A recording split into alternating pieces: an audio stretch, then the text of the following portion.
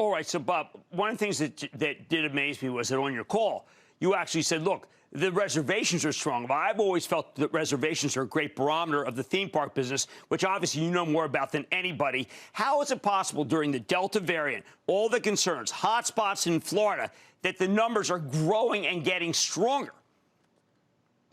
Consumer trust, Jim. We have built up a history of consumer trust and confidence. When we opened up Walt Disney World back in the middle of the pandemic, there were a lot of doubters. But through things like the NBA experience that we had there and showed everybody in the world that we could operate responsibly in the midst of this pandemic. And we've been operating Walt Disney World now for about a year.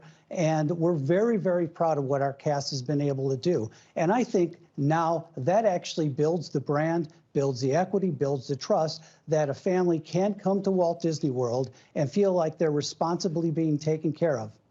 Now, I want to talk about safety for a second, because you talk about the idea of the brand, what it means.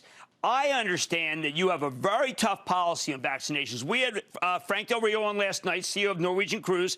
He's being tough, too. The governor is very critical of his view. How does the governor feel about your view in Florida? Because, frankly, I'm hearing that you are being very, very adamant about vaccinations.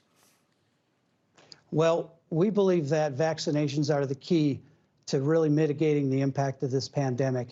And, you know, we here at Disney don't control what the rest of the world does, but we do have about 250,000 cast members that we'd love to see vaccinated. We think we owe it to them, being in the public eye, but we also owe it to our guests at the same time. We've got a tremendous relationship with the governor of Florida. And while, you know, we see the whole obligation to be vaccinated and mask wearing maybe a little bit differently, he's given us the degrees of freedom to do what we need to do in order to protect our guests, protect our cast, and stay in business. That means you'd be willing to fire people if they don't get vaccinated. Well, we believe what we'd like to do is convince them that it's in everyone's best interest in order to get vaccinated for the greater good, Jim.